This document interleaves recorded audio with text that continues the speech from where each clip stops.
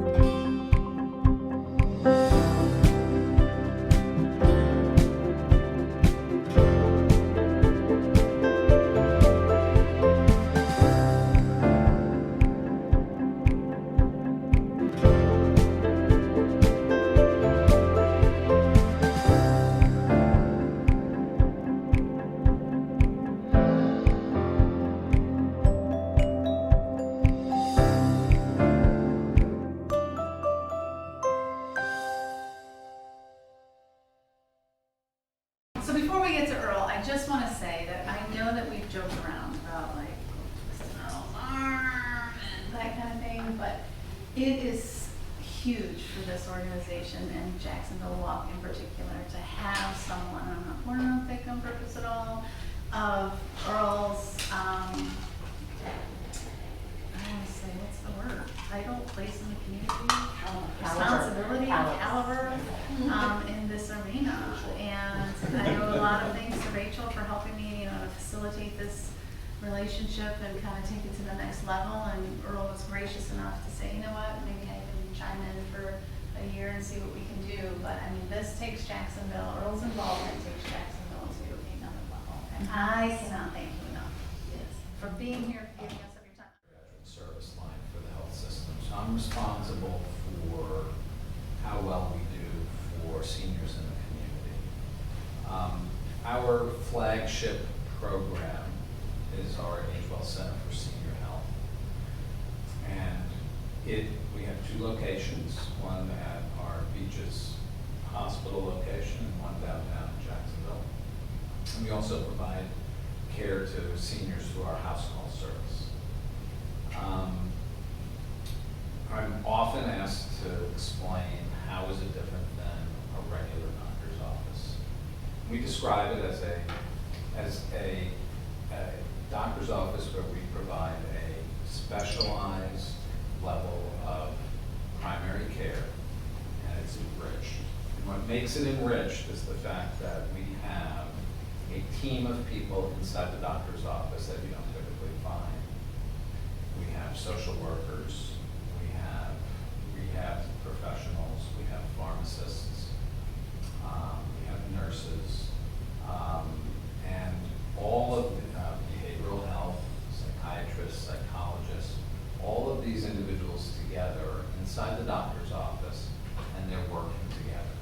And do geriatric care, I often tell people, and I describe it as this is really a team sport. It's about integrating what we're doing on behalf of our seniors. Medical care, as you all know, is very fragmented, and people see lots of specialists around lots of locations. It's very confusing, very expensive, lots of duplication, lots of misses. It really doesn't work very well, especially for frail seniors, and especially for frail seniors who are dealing with challenges like dementia. We integrate it all together. It's truly a team. It's a coordinated plan of care, and it's led by geriatricians. One of the things I was noting there on the information was about how few seniors actually get cognitive assessments as a part of their health care. When you come to age well, it starts with a comprehensive geriatric assessment, and that includes a cognitive evaluation. And from there, we do that every year for our patients, and for those that are showing some issues with memory, some questions, they get very detailed evaluation, in-depth evaluation in our practice. So the practice looks different and feels different for patients, and probably the most important thing that people tell me about it, and it's very relevant to the mission here in terms of dealing with patients dealing with dementia, is that we do deal with the patient and their caregiver. And what they experience that's really different is when they come to see our doctors have as their shortest amount of time with a patient a half an hour. And we have appointments that the doctor has for the full hour. Now we have, if you do the math, that's not a lot of appointments in a day for a doctor. And you compare that to a busy Baptist primary care office, and we have wonderful doctors in our offices, and many of them are dealing with many seniors, and many of those seniors have some of the same problems that we're seeing, except those doctors are seeing 20 to 25 patients in a day. And so the amount of time they have is very different, and therefore the time that they have to really listen to patients and their caregivers about what they need and what their questions are, and to have the time to help them understand their disease, understand what they need, and how to cope with their loved one. It's just fundamentally very different. So that's what Age Well is about. Our house call service is the final extension of that. So we now manage about 250 people who are no longer capable of coming into the office regularly, and we're providing primary care for them. So that's Age Well. And that's my professional connection. About 2/3 of the patients we see in Age Well are at moderate to high risk for dementia. Their average age is about 81 years old. We do see healthy seniors. It's a full practice for any Medicare patient. But the people who are referred to us and the people we tend to see because of all the resources we have are an older, frailer population. Let me talk a little bit about my personal connection. If you could put up you have the slide, there should be a picture of my dad. So it looks a little bit like George Clooney, right? Yeah. So that's my father, Bernard, although everybody knew him as Bernie. My dad, in 1993, my family had it was my parents' 50th wedding anniversary. And so they took all the children and grandchildren to a vacation in the Bahamas to celebrate their 50th anniversary. And that was the time that my brother and sister and my family first recognized that something was changing with my father. We didn't know what it was, but we knew that it wasn't quite as sharp. A few years later, in one of my visits to my parents, they lived in South Florida, in the Palm Beach area. I was there to help out a little bit, and I went into my father's office, and the office looked like what an office would look like if it was a hoarder's office. There were piles of papers, files, envelopes unopened. I spent an afternoon in there cleaning up the office. What did I find? I found checks that had never been cashed. I found letters from the IRS letting me know that my father hadn't filed a tax return in 2 years, which is pretty notable because my father was a very, very successful CPA. And for my father not to file his tax return is a big deal. Meanwhile, that whole afternoon, my father was in his den working on a distribution that he was doing for one of his groups of clients, not professional clients, but people who have been involved. And he never could do the math, which was taking a series of numbers and multiplying them to distribute a certain amount of money to all these people. And he spent all day working on it, and he could never get it. And it was that day that I realized this was really something entirely different than my father was now going through. And he progressed, and my mother was the caregiver. We could just go to the next slide for a minute. So while my father had the disease and died from the disease, my mother is the one who really lived with the disease. My mom was a very feisty woman. And you can see in the look, this is in 1943,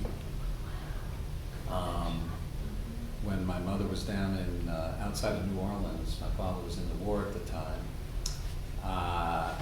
And I have to just tell you briefly about how how they got together, because it's very significant about what ultimately happens here. Because my father, who was a Depression-age kid, it was a very conservative, careful, cautious person. He was not, he was a very, very successful CPA, but he was not doing speculation and doing big deals, and never take a risk, pay your tax, pay extra taxes, pay early. There's only one thing in my father's entire life that never really added up, and that was my mom, because he came home in the war. I was on a leave. Her sister introduced them. He had, I think, 8 days in New York. They saw each other continuously for 8 days. My father proposed at the end of the 8 days, and they got married down somewhere on the base outside of New Orleans. And it was by far the most impulsive, out-of-character thing my father ever did in his life. And by far, I'm sure he would say many times, the best decision he ever made in his life. But my mother and he started out on this life on the base. My mother was a very fine cook, so it's apropos that she's preparing a meal there in that kitchen. That's an old ice box there, if you're wondering what that thing is on the stand there. So my mother was a very talented musician.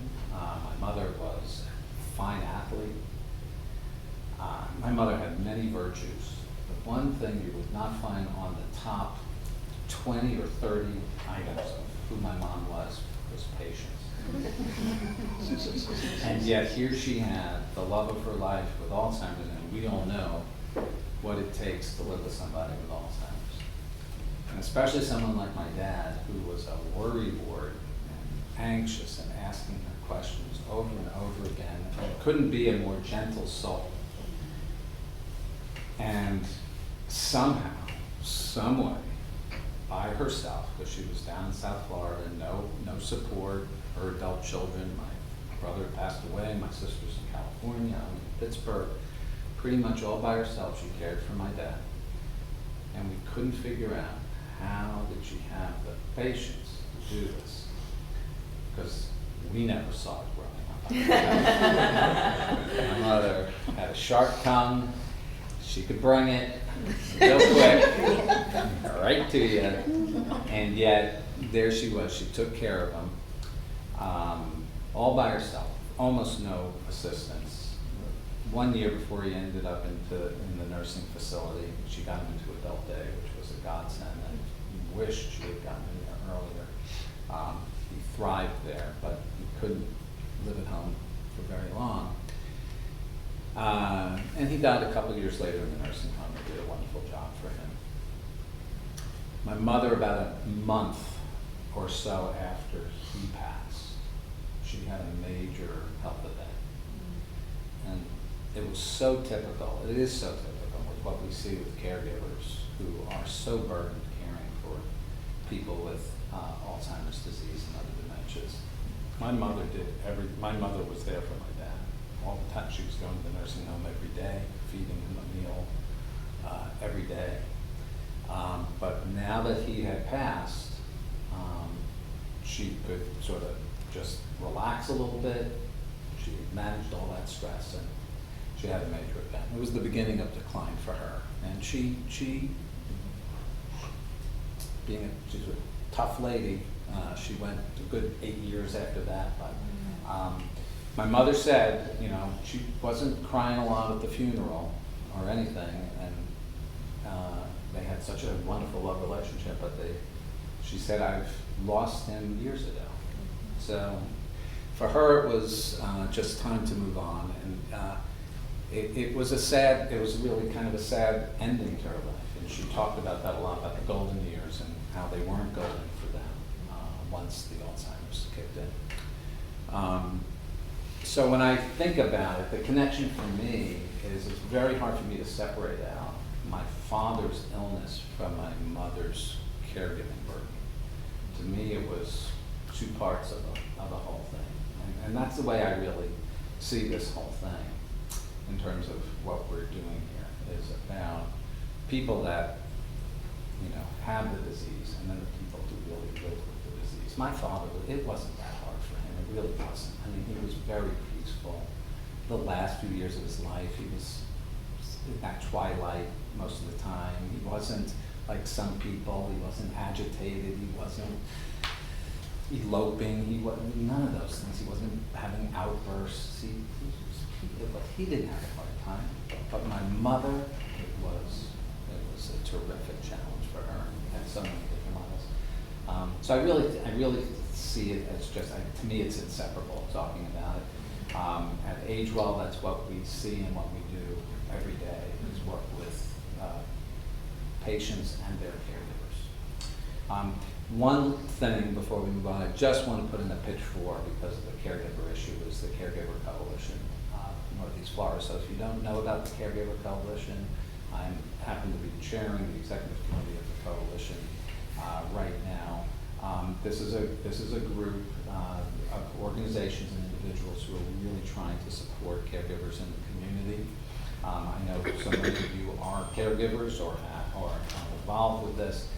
If your organization might want to be a member, please join, or as an individual you can join, and I can get you information about that if you're not familiar with what we're doing. But we really need to raise awareness about caregiving in general, and so much of it is directed towards our population. So I thought we would just do nationwide, you know, at a glance, and a lot of you already know we do over 600 walks a year nationwide, 500,000 or so, nothing. That's walk stats. I don't have those numbers. Oh, that. I don't know. I'm looking at the screen. Yeah, so nearly 97. And that was us last year, 90 million. Yeah, so over 90 or nearly 97 million raised. The next one will show the Jacksonville Walk at a glance. So last year we had about 1,800 participants. Oh, I put that up there. Some people, the police and EMT there were like, you had over 2,000 people there. But what we reported, because people register, and that's all we're counting. We're not counting people who show up and just, yeah. So it was about 2,000 or so. 231 teams, 36,000 in sponsorship. A lot of you have seen these numbers, 323 in total revenue. So we did make our goal last year, actually went over a little bit. It was record breaking. But again, this year I really foresee this momentum. We're just going to build on it. I really do believe that. So if you go to the next slide, you'll see the goal this year is about 2,200. None of this is all tentative. This is just kind of what's trickling down. 250 teams, 50 in sponsorship. The revenue goal total will probably be about 370. That's what they're kind of kicking around. I think we could do it, absolutely everybody. and some. But I do, this is my favorite picture that Al took. Mine too. You see that bottom The bottom right one, one, Al? yes. What's that? How the- That's my favorite picture. How the mom You was took leaning her it. head on the daughter's think I shoulder, took that. and the You caregiver. did. Yeah, that's the one I took. holding her hand. I love Yeah. that picture. Yeah. We And saw when I showed 600 that to pictures, and that Amber picture just stood first, out they to were like, us. oh, it was really Just the nice. body language in it. She's so happy to be involved in the walk. Yes. It's on YouTube. I'll send you all the link on YouTube. And I think next, so really this walk planning structure, and Earl and I need to kind of sit down and go over this a little one-on-one. We did talk about it on the phone. A lot of these positions are filled in with such a strong committee that we had last year, but we do need a few more bodies. And so this year, Darby being the team recruitment chair,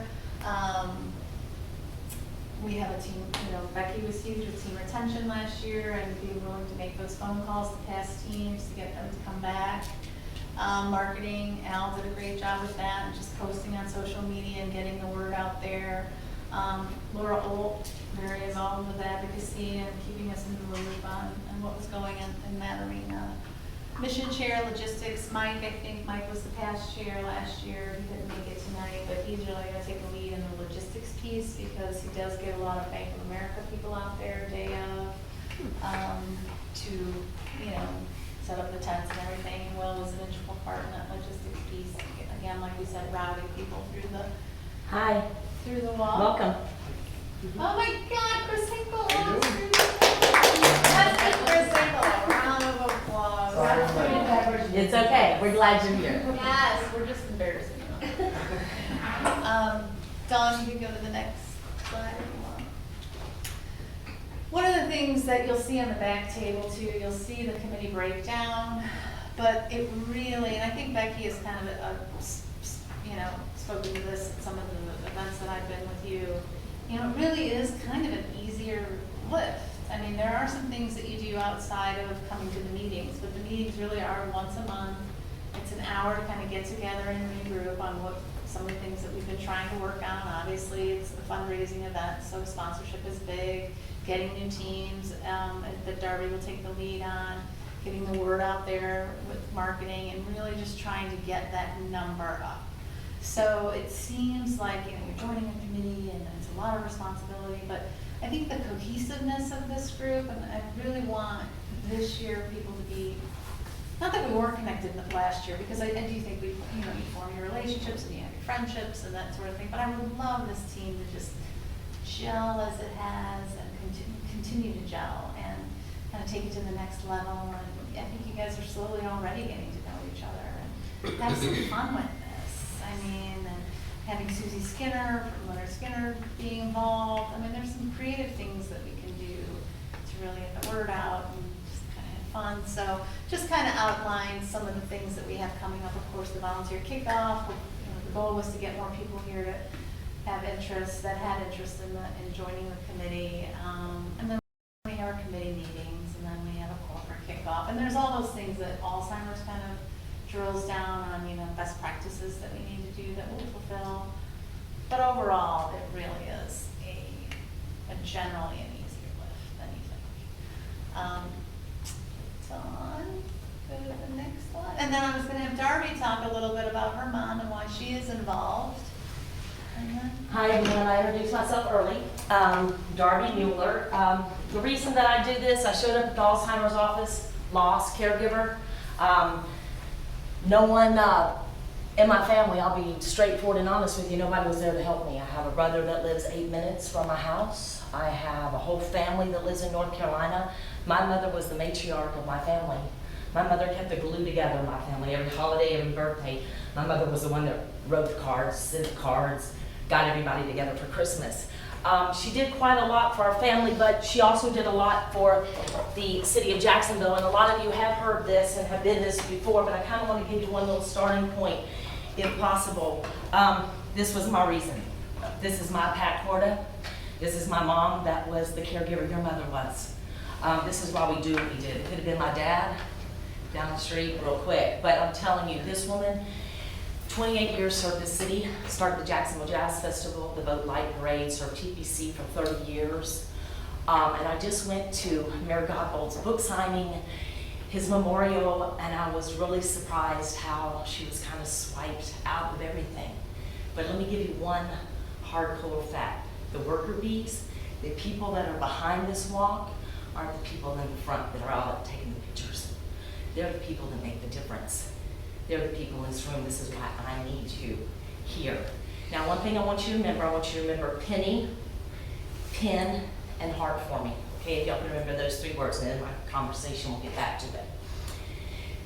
This woman changed this city. She was the first lady on the 14th floor. The reason she had frontal lobe dementia was because of my dad's neglect for 19 years. She was vain, she wouldn't let any of us know it, and she hid it from us. So Muhammad Ali's syndrome is a definite part of this Alzheimer's group. It is through abuse, it is something that comes and it's from choices, so we all need to educate those young ones in our lives that are making wrong decisions because of the cute boyfriends. All your choices later in life will come back to you. I took care of my mother for 6.5 years. And there was one promise she asked me every day of her life: please don't put me in a home. My mother and I are very claustrophobic. We do not like strangers touching us. Now, we're big huggers once we get to know you. And we will hug and kiss all over you. We're like, what is this weird, strange girl? But losing my mother 6 months ago, I have become very emotional and tight to people and touching. Like, I kissed Terry today on the cheek and I drove home going, that was kind of weird. But I'm stretching out for emotion these days. So if I'm over emotional, that's the reason. 6 months ago, my mother and I kept wondering what she was waiting for 5 days and what was she demising for. My brother was coming in intermittently and leaving and blah, blah, blah. So what was she waiting for? My mother created the Jacksonville Jazz Festival Memorial Day weekend. She was waiting till when she put Della Reese and Dizzy Gillespie on in 1979 at 8:14, and that was the day she passed away. The night of the Jazz Festival at 8:14, and she always told me, I give my moms 15 extra minutes because Saturday night is my family night, and I want all my mothers to make it on time because I want them to have a good time too. So for the last 2 years of the Jazz Festival, I set her up at the top of that garage, away from everybody, and I let her watch. And then she passed away on Saturday, and that Sunday night, I went, and we had that big concert, and that big performer. And who was she? Anita, who was it? The lady that, it was a big performer. Gladys. So she said, and I made a video, and as I'm going in the video, I said, Mom, there's 40,000 people. You started this in '79, and I stood on that stage with you as you introduced Dizzy Gillespie and Della Reese, and I said, look at this, it's all, and she says on that stage, it's all for you. Okay. And I have it on the video. Now, 6 months later, because caregivers, like you said, get a little catastrophes after all this caregiving is over, found out I had cancer. And that doctor told me, he said, your cancer was not hereditary, and it was not from something you did, it was stress. It was caused from stress. And I told that doctor, if you don't ever tell another person or another soul, because this world is shutting down as far as taking care of their elderly and taking care of the matriarchs in this world, they are shutting them down and they're shipping them off. And I'm telling you really quick, I would have done it all over again. I would have taken care of her for another 10 years, and I would have taken breast cancer all over again. The 2 people sitting in the back of the room have been with me since she was 3 years old. My mother introduced me to this beautiful little girl when she went to help volunteer at a heart event. And this little girl was crowned princess at a heart event because she came out with a heart defect. And this little one has stayed with me and now supporting my cause because I supported her cause a long time ago. So now she's going to help me form a high school advocacy group, and we're going to go around to the high schools together. And we're going to get competing teams to raise money for Alzheimer's, because the grandparents in that gymnasium of those high schoolers, they're connected to. And that's a whole group we've never touched. So tonight what I need you to do is make a commitment to this committee for me, because I'm just like Al. Wherever Terry takes me, I'm going. Terry was the first one in the office, besides Evan Holler, to grab me and hug me and make me feel like $1 million. And whatever they need, I will be there for them, because I will honor her in any way that I can. So can anyone tell me what those 3 words that I gave y'all earlier? Penny, Penny, pin, and Heart. the last one. Penny is for your thoughts. I want you to build wild and crazy fundraising ideas for your team. Penny for your thoughts. The pin, I want you to write down every thought that you have, because I want you to be different from the next person sitting to you. And I always want to remember, heart is what comes from the Alzheimer's Association. And they're all willing to take care of your heart. So I thank you for your time. I'm looking for you to sign out one of those white pieces of paper tonight to commit for Terry. And if you need anything, we are here for you. And I appreciate you 2 ladies being here tonight with me to help me with this fight of mine. Thank you very much.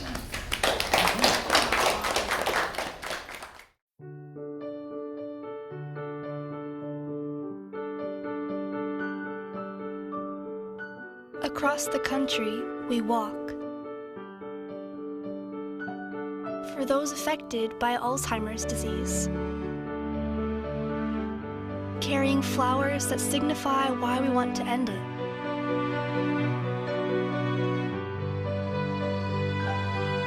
But what if, one day, there was a white flower for Alzheimer's first survivor? What if there were millions of them?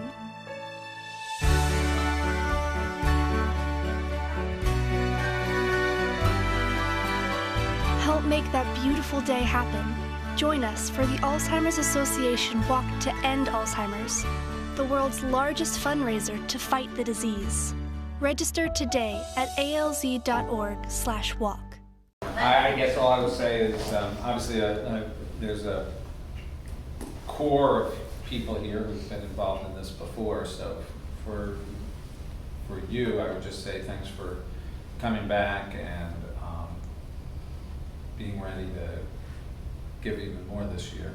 Those of you for whom this is the first time you're seated at this table, I hope you really will get involved as much as you can. There are a lot of different ways to help make the walk a success, and to it's just different things for different people. Whatever way you can be involved, and sometimes it's helping to find other people as well. So if we, this is a thing. If everybody finds a few people, and those people find a few people, it really can grow exponentially very quickly. And I think we can. I've always felt that the participation is the key to raising the money. At the end of the day, we want money. Let's not shy away from that. We have a financial goal. I really feel that if we can get focused on the participation, the money will follow. Sponsorships are another, are the important thing to go after as well. And I think when people see the participation rise in the community, it'll be easier to raise sponsorships from organizations that don't sponsor at all today, and those that sponsor at one level, sponsoring at a level that's twice as big or 4 times as big. There's plenty enough money in this community to have raise much more than we're currently raising. It's really about awareness and making this like the event of the year. So let's go get it done.